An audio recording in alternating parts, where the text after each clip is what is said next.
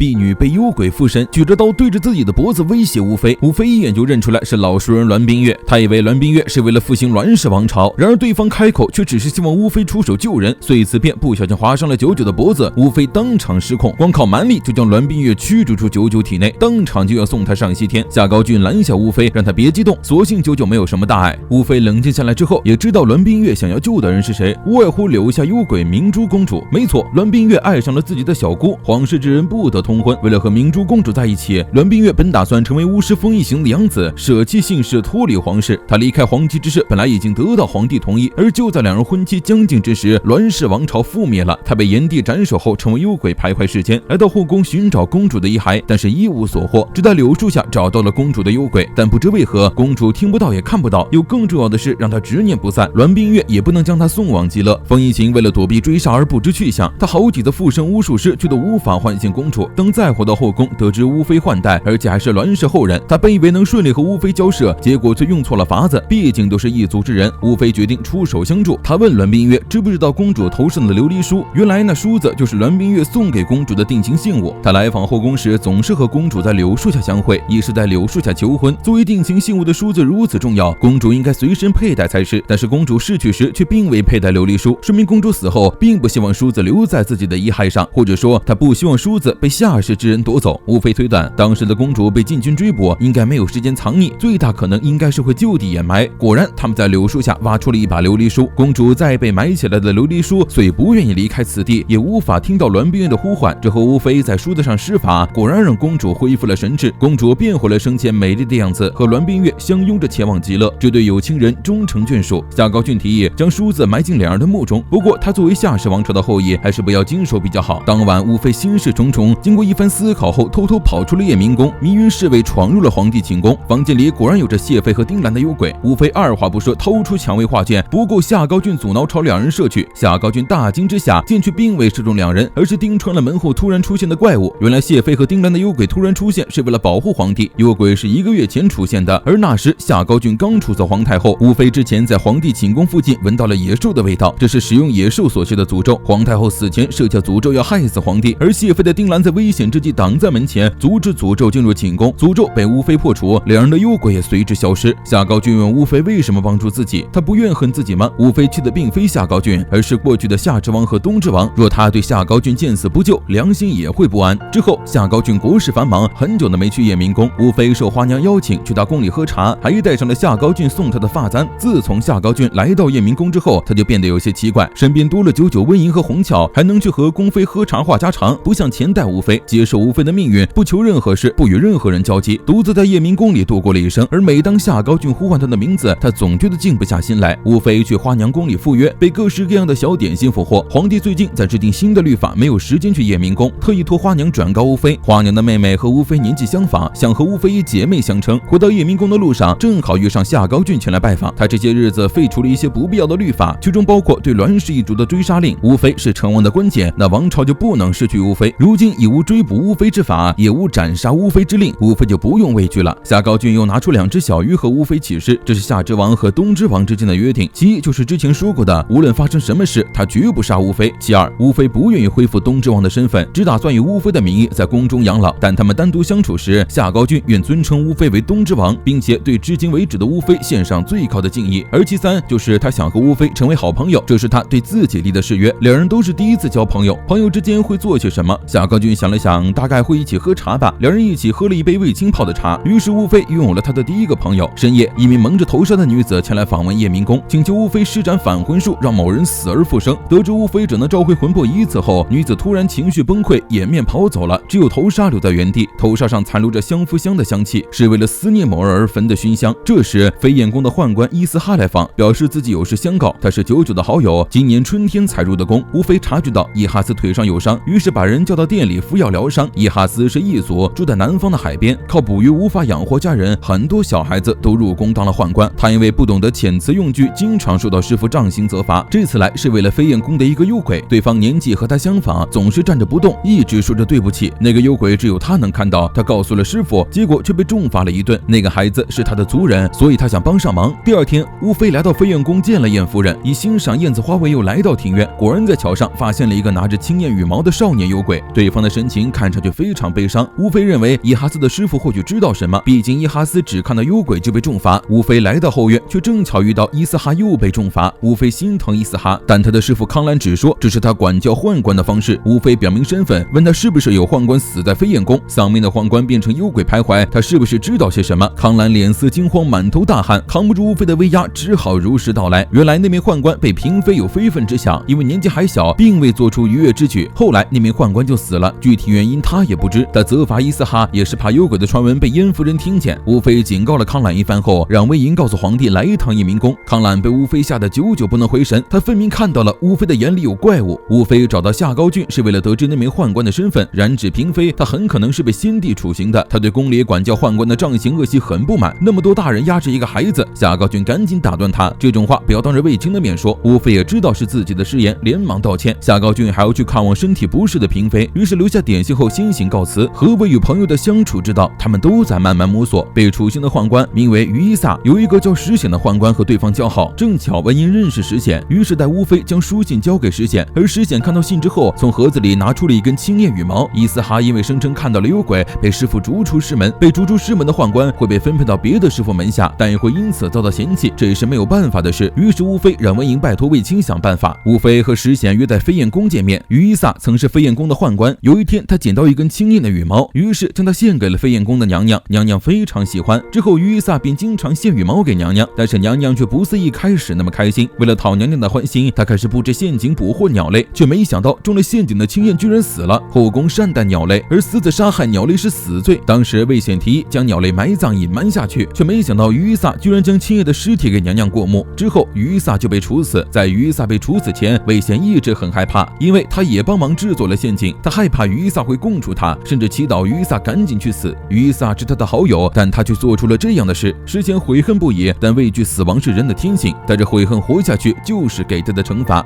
于伊萨一直说的对不起，其实是在向青燕道歉。他终于知道了残害生命讨好他人是罪过。乌菲将石显手里的羽毛化作一只飞翔的青燕，带着于伊萨一起前往极乐。于伊萨在离开前仍称石显为朋友。燕夫人很喜欢乌菲，于是托夏高俊给乌菲带了花。关于伊斯哈的处理，夏高俊提议将他调来夜明宫，毕竟也是因为乌菲，伊斯哈才会被逐出师门。当年他让卫青离开师傅来到他身边，也让卫青吃了不少苦。不过卫青一点都不觉得就是了，上代乌菲对他谆谆教诲，都是对他的爱，想必他也能成为灌注爱之人。今天是5月之夜，乌菲特地准备了灯笼，让夏高俊走时带着。魏莹希望乌菲留下伊斯哈，他在入宫前曾是行走江湖卖艺的，因为客人对弹琵琶的少女欲行不轨，他仗义出手打了客人，结果却被重罚成了宦官，辗转来到后宫，成为卫青手下。乌菲心疼宦官，这让温莹大为触动。如果当时他能听到这样一句话，该有多好！对于宦官而言，乌菲是有德之人。温莹深深跪拜，希望乌菲帮助伊斯哈。就这样，夜明宫又迎来了新人。